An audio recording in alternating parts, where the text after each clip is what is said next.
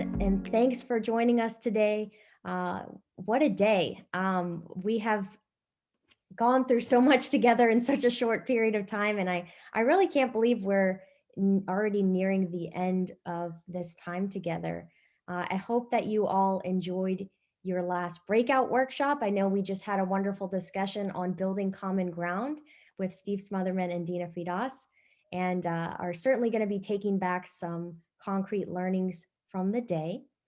And today we close on a powerful note with words from someone who I believe is just such an extraordinary leader in the fight for LGBTQ inclusion. And on behalf of our organization, I'm truly honored to introduce our next guest, Erin Uritus, our Out and Equal CEO. Erin is a visionary. She is a true force for change, and she's the embodiment of what it means to demonstrate authenticity and empathy in leadership. And she is a true pioneer in the conversations around the importance of belonging in the workplace. Through her expertise in organizational change and transformation, she's continued to take our work at Out and Equal to new levels. It's an honor to know her determination and her capacity to truly inspire in this fight for inclusion. So today, Erin is joining us to talk about the tests we faced together this year, the future of inclusion, during the pandemic and beyond. And it is with great pleasure that I now welcome her to our virtual stage. Erin, thanks so much for being here. Oh, Madeline, thank you so much. What kind words. Really, really appreciate that. And I am thrilled to be with all of you here today. I'm so proud to participate in this incredible event and to just kind of bear witness right alongside you to this work in the South as it has grown in the last couple of years with all of your help. And seeing so many of you and who's participating, it really does feel like home to me. I feel like some of us have become what I would call friends in the last few years. And I really hope to get to know more of you. I mean that sincerely. And especially once we can reconvene again and actually come down and I can, take advantage of some of that Southern hospitality in person again. And today has in fact been so inspiring. I'm tempted to start by saying, in fact, something like we made it because we are here at the end of 2020. We are together and we are strong. This year, though, has not been easy. It's been a stress test of virtually every system.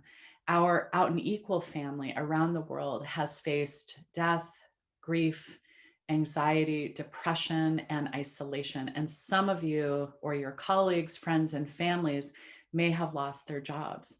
For those of us fortunate enough to be able to work from home, many of us found ourselves balancing our new roles as in-home educators alongside or with increased family caretaking. And I include myself in that. And for those that do show up in person for work, you risk so much. I want to take a moment to recognize all of the incredible essential workers. We are really indebted to you. So thank you. For all of us, just take a minute and think back over this year. Think back to a moment when you were maybe at your most frightened or most anxious. What did you do? Did you call a friend? Did you read every article you could about COVID coming through your media stream? Did you maybe binge watch some favorite old TV shows? Maybe cling to and spend extra time with family? Did you maybe even meditate or pray? For me, I did many of those things.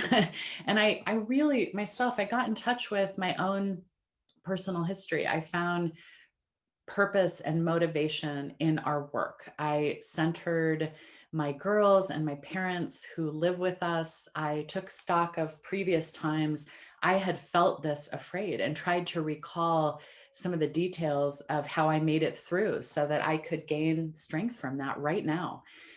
This isn't just a thought exercise. I want us to see how our own individual coping skills illuminate what is most important to us. Where we as individuals find solutions and strength in the face of struggles, we also can find key building blocks for inclusive organizations. This year, more than ever, it is clear that we need each other and we need community. That's why we are here with you, over 500 strong. It's why as soon as COVID hit, Out and Equal moved to bring thousands of people from around the globe to dozens of meaningful virtual programs this year. It's why we completely revamped Summit and 5,000 people joined, many from here in the South, many of you who are at this event this week in October. We need information, and that's why we started the Global Hub for our partners. This is where you can go to download a pronoun resource for your workplace to understand self-identification, what we call self-ID, and maybe even connect with other employee resource groups in the area. We need clarity about our values and priorities. This year, Pride in the US kicked off with some of the largest uprisings our country has ever seen.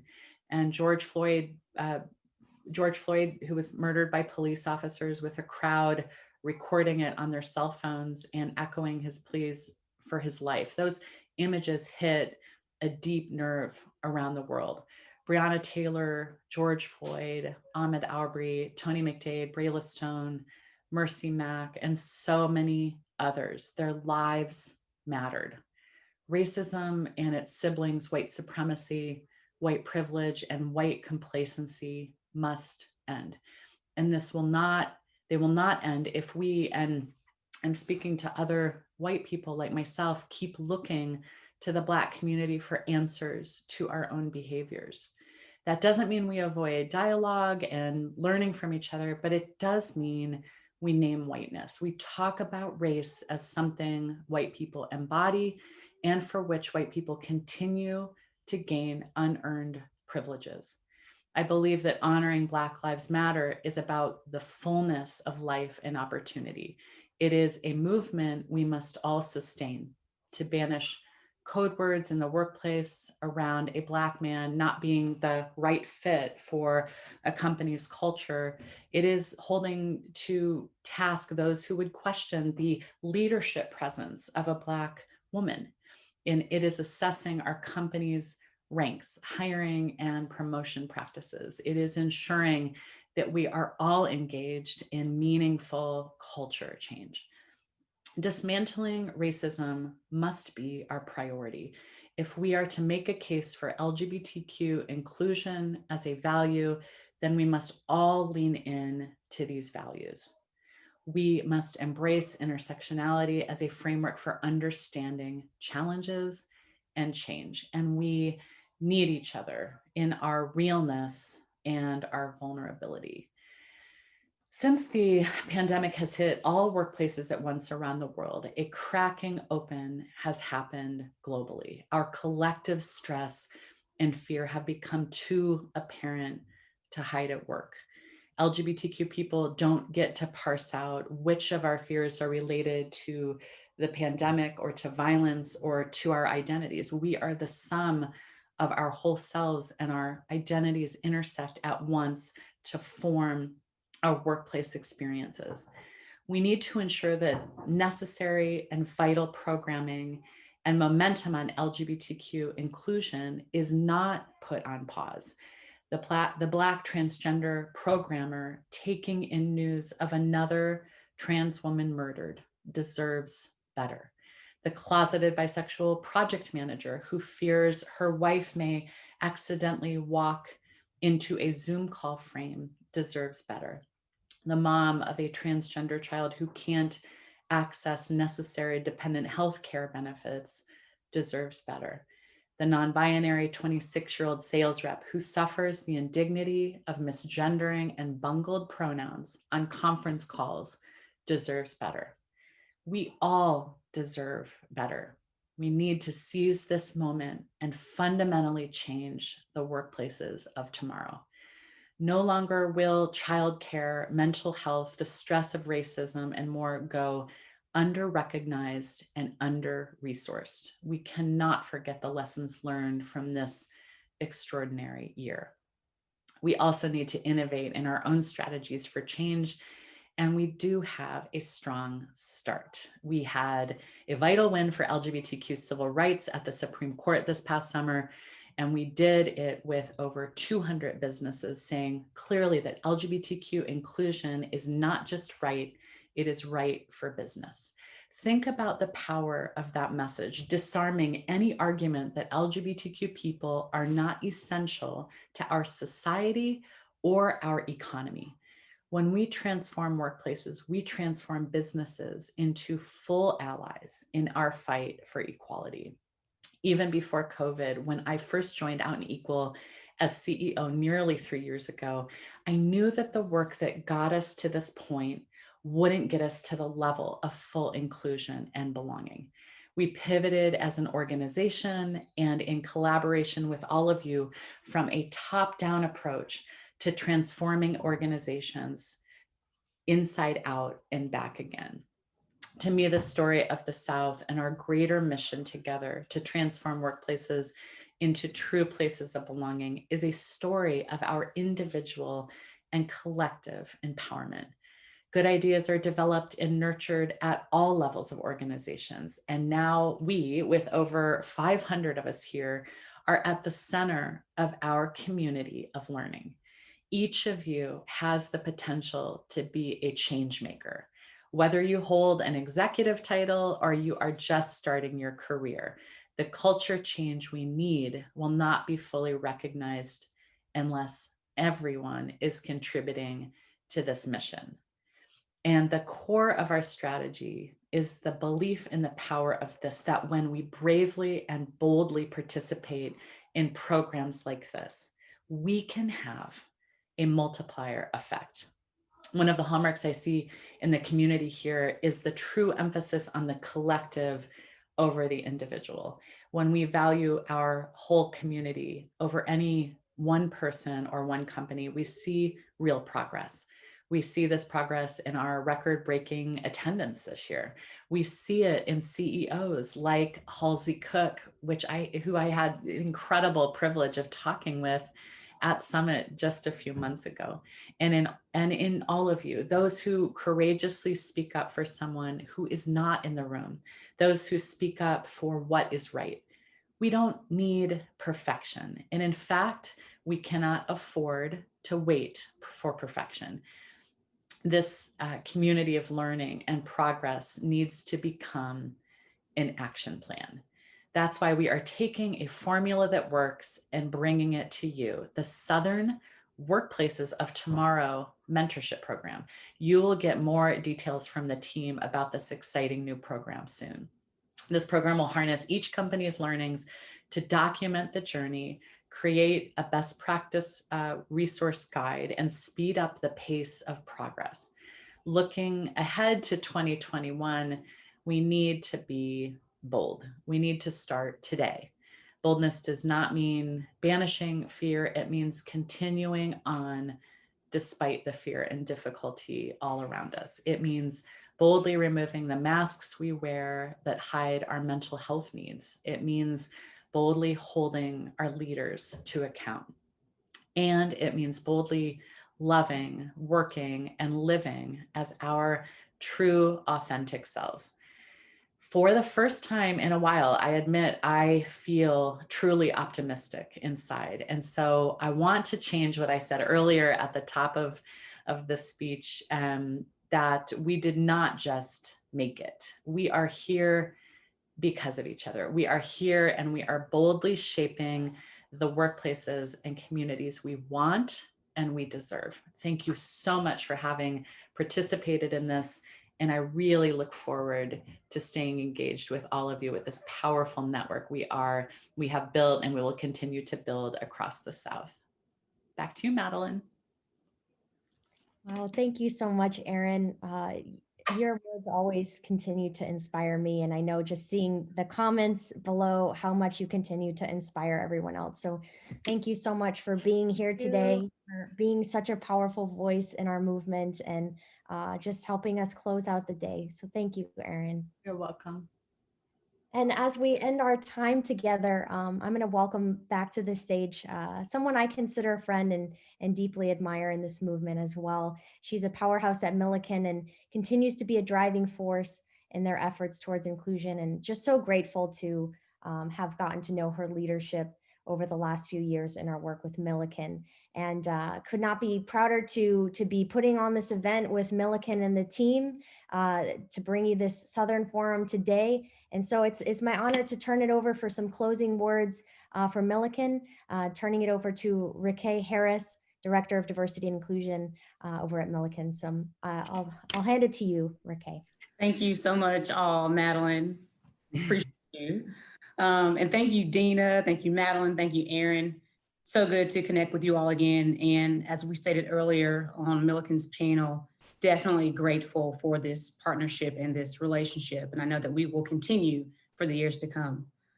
So wow, what an amazing day, right? What an honor to host again, co-host the second annual Southern States Forum. And Erin and I were talking earlier, and as you think about 2020, I was letting her know that this has been the longest, fastest year ever, right? And certainly some things in this year, honestly, will be a blur because it's moving so fast, but then there will be some things that will forever stick out. And when you think about the year 2020, this will be the year that we are all reminded that there was an increased, heightened awareness towards the disparate treatment that people from underrepresented populations and marginalized groups experience within our community, right? And so what we've come here today to learn more about, to talk more about, is this critical concept around allyship. I think that would basically kind of summarize our conversation that we've had throughout the course of the day. And so as an ally, you acknowledge and address barriers, you listen, right, with an intent, right, to understand, you learn, and then you show up and you support, right? And so as you think about what we've heard today and what we've learned, I would challenge you guys and leave you with these three things, right? We're all at various places on the allyship spectrum and on our journeys, but find a way as individuals and as, organizations to start the conversation, right?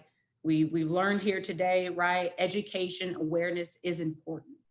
So how are you challenging yourself to get engaged, to join in with your colleagues, with your teammates, to carry this dialogue past today's session, right? And so not just having those conversations, but then what are you learning? What are some of the obstacles? What are some of the barriers that your colleagues are telling you kind of exist that might be prohibiting that ultimate workplace inclusion, right? So start that conversation.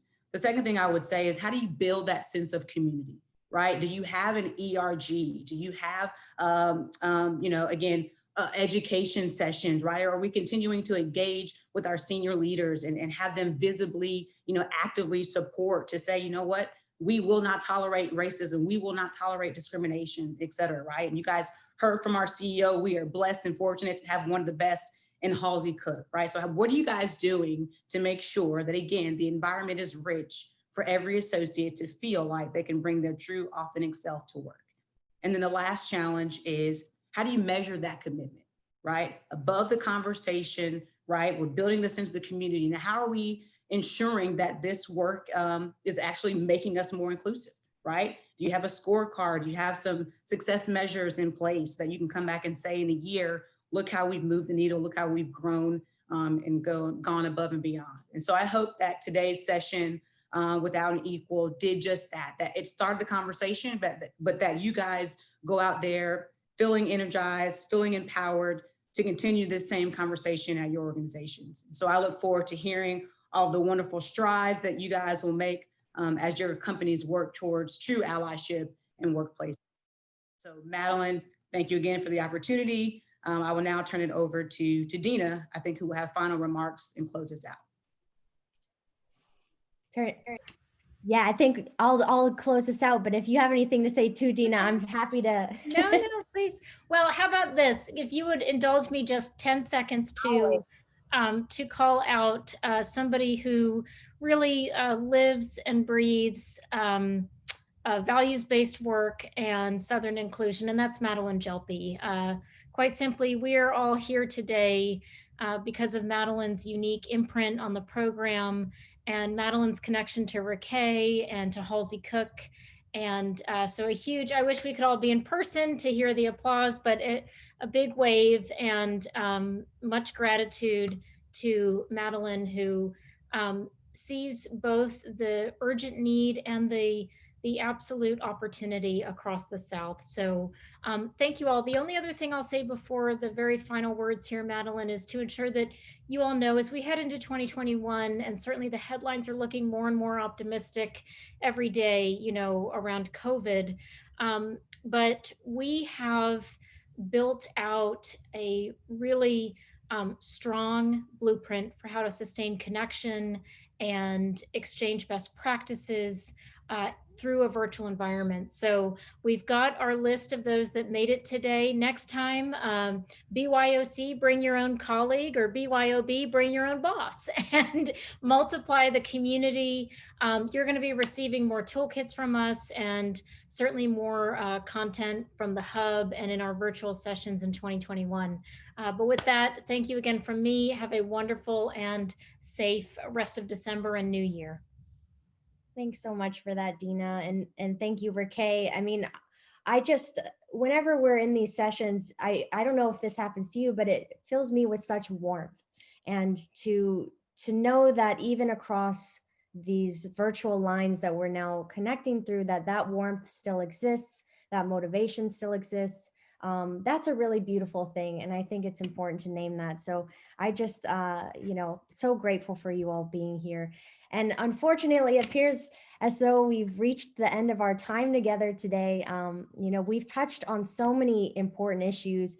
Raquel and Erin just delivered some really powerful words about the next steps here. And we've heard throughout the day some incredible stories from trailblazers across the South.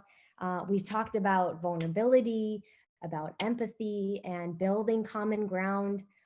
How these are these tools that advance our abilities as leaders to connect with and move others, to build those cultures of belonging for all employees.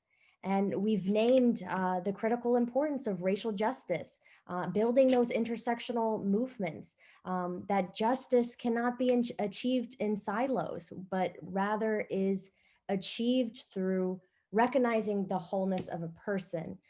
And all of the experiences that make up who they are.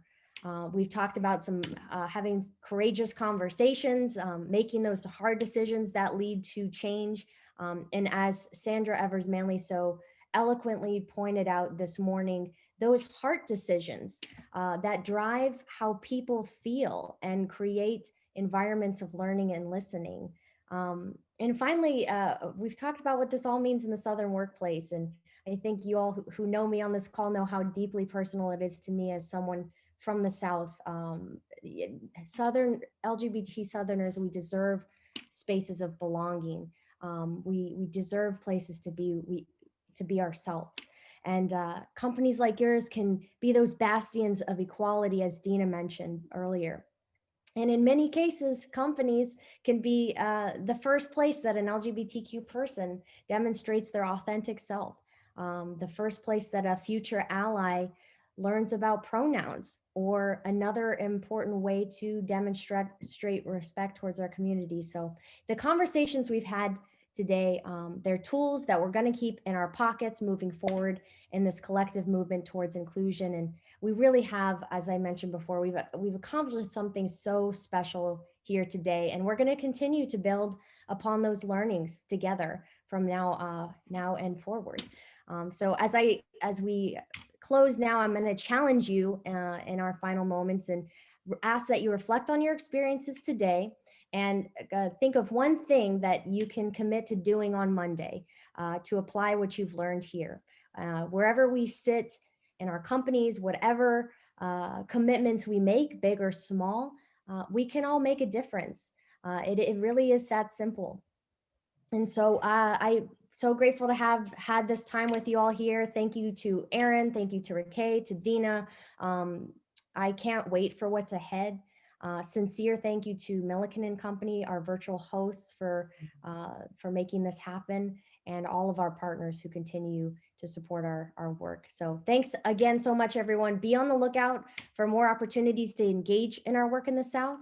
We will be publishing very soon some specific resources geared towards supporting this work in the South, which we will be sending out to you all. We hope you continue to engage with us through our virtual offerings. And if you're one of our partners, check out the Global Hub, where we're going to house all of these resources and virtual offerings. And until then, take care, be well, and keep up the good fight. Thank you all so much, and have a great rest of your day and a great weekend. Bye, Thank you. everybody. Thank you.